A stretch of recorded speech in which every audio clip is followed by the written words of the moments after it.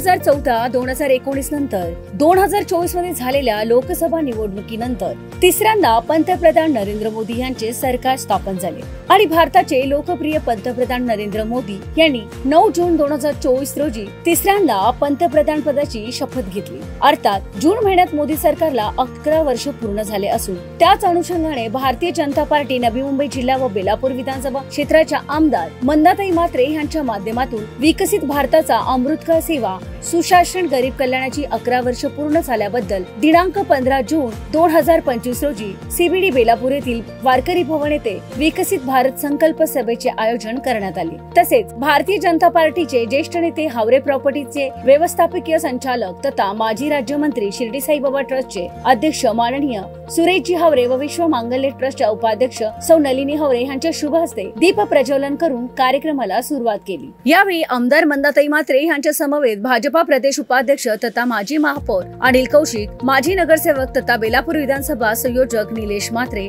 माजी नगरसेवक दीपक पवार, माजी परिवहन समिती सदस्य तथा माजी नगरसेवक काशीनाथ पाटील, माजी नगरसेविका अनिता शेट्टी, भाजपा ज्येष्ठ नेते नाथा सरगर, भाजपा ज्येष्ठ कार्यकर्ते गोपाळराव गायकवाड, पंजाब कल्चर वेलफेअर असोसिएशनचे अध्यक्ष कमल शर्मा, हरियाणा वेलफेअर असोसिएशनचे अध्यक्ष बलबीर सिंग चौधरी, भारतीय सहकार संस्था अध्यक्ष प्रमोद जोशी, वाशी भाजपा मंडळ अध्यक्ष विकास सोरटे तसेच भारतीय जनता पार्टी नवी मुंबई जिल्ह्याचे असंख्य कार्यकर्ते व पदाधिकारी, नागरिक व लाभार्थी यावेळी मोठ्या संख्येने उपस्थित होते।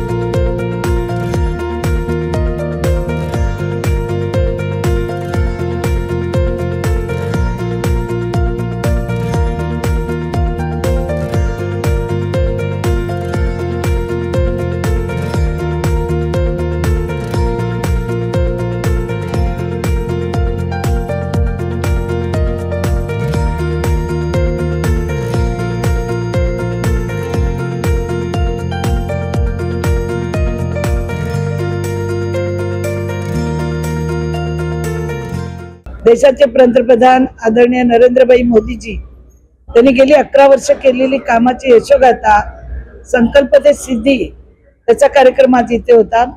सगळ्या संस्था, त्याच्यानंतर डॉक्टर, वकील, सगळ्या वेगवेगळ्या पक्षातली लोक जे समाजामध्ये काम करणारे यांना आज आपण इथं प्रदर्शन ठेवलं होतं। मोदीजींनी 11 वर्ष केलेले कामाचं सुरेश हावरे साहेब त्यांचा आज आम्ही सत्कार केला। त्यांना अंबरनाथ यात्रेचं तिथे डायरेक्टर पद मिळालंय। आपल्या महाराष्ट्रातून अनेक लोक यात्रेला जात असतात, त्याच्यासाठी त्यांनी चांगली अशी पूरक माहिती आपल्याला दिलेली आहे आणि हा कार्यक्रम संपूर्ण महाराष्ट्रामध्ये आणि देशामध्ये होत आहे आणि मलाही 11 वर्ष झालेले आहेत आणि मोदीजींच्या माध्यमातून आदरणीय आमचे देवाभाऊ म्हणजे मुख्यमंत्री यांच्या माध्यमातून हा कार्यक्रम आज इथे आम्ही आयोजित केलेला आहे। आणि आपण बघितलं लाभार्थी हजारोच्या संख्येने आज लाभार्थी आम्ही निर्माण केले आहेत। फेरीवाले असतील, गाडीवाले असतील, झाडूवाले असतील, भाजीवाले असतील, या सगळ्यांना लाभार्थीचा फायदा आदरणीय मोदीजींच्या माध्यमातून मिळाला आणि एक त्यांचं जीवनमान राहणीमान उंचावा यासाठी आपण सगळा प्रयत्न करत आहोत आणि तो करत राहणार आहे। आणि म्हणून आजचा कार्यक्रम आम्ही घेतलेला आहे। सरकारच्या कार्यकालामध्ये झालेला आहे। काँग्रेसची 60 वर्षे आपण जर तुलना केली आणि मोदी साहेबांची 11 वर्षे तुलना केली तर ही असमान तुलना आहे। काँग्रेसने केवळ परिवार वाचवणे, भ्रष्टाचार करणे, लांगुल चालन करणे, देशविरोधी काम करणे, एकाही माणसाचं उत्थान होईल, भलं होईल असं काम न करणे, एवढंच काम केलेलं आहे। स्वतःचे खिसे भरलेले आहेत। जेव्हा काँग्रेसचं राज्य होतं तेव्हा फक्त भ्रष्टाचाराच्या बातम्या आपल्याला दिसायच्या टीव्ही वरती। आज फक्त विकासाच्या बातम्या दिसत आहेत। ही 11 वर्ष जी आहेत ही विधायक 11 वर्ष आहेत, विकासाची 11 वर्ष आहेत आणि कामाची 11 वर्ष आहेत। मोदीजींचं वैशिष्ट्य असं की त्यांना काम हीच सगळ्यांवरती औषध आहे असं वाटतं। म्हणजे आराम नाही, एक दिवस आराम नाही। आणि तीच प्रेरणा भारतीय जनता पार्टीचा प्रत्येक कार्यकर्ता घेतो आणि आपणही त्यांच्यासारखंच काम करावं अशी त्याच्यात एक उर्मी येते आणि समाजाचं भलं व्हावं, समाजाचं हित व्हावं, समाज मोठा व्हावा, देश मोठा व्हावा यासाठीच झटून काम करणारी भारतीय जनता पार्टीची कार्यकर्ता मंडळी आहेत। आपल्या कार्यसम्राट आमदार मंदाताई म्हात्रे या ठिकाणी आहेत। 3 टर्म त्यांचे पूर्ण झालेले आहेत। 3 टर्म ही काही साधी गोष्ट नाही आहे। काम केल्याशिवाय लोक तुमच्याकडे लक्ष देत नाहीत आणि अशा पद्धतीने एक लोकाभिमुख लोकप्रिय अशा त्या आमदार आहेत आणि 2000 कोटीची कामं आपल्या मतदारसंघामध्ये चालत आहेत। मला वाटत नाही कुठल्याही मतदारसंघामध्ये एवढी मोठी कामं चालत असतील अशा त्या कार्यसम्राट आमदार आहेत। मी त्यांना शुभेच्छा देतो आणि अनेक वर्ष त्यांना ही आमदाराची संधी मिळो, मंत्रीपद सुद्धा मिळो अशी अपेक्षा व्यक्त करतो। पासून सुरू होणार आहे 9 ऑगस्ट पर्यंत ही अमरनाथची यात्रा 38 दिवसांची ही यात्रा आहे। ही जगभरातली अलौकिक अशी यात्रा आहे। या यात्रेमध्ये दरवर्षी 5 लाख लोक सहभागी होतात।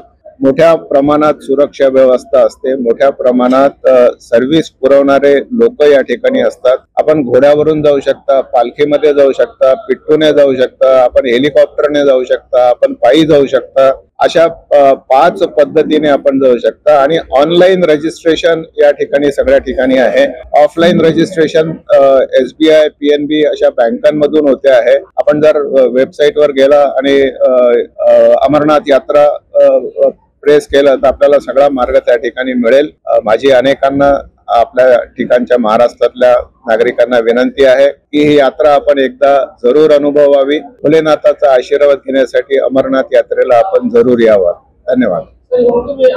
आजची उद्योगनगरी न्यूजला सबस्क्राईब, बेल आयकॉनला प्रेस करा, लाईक, कमेंट आणि शेअर करा।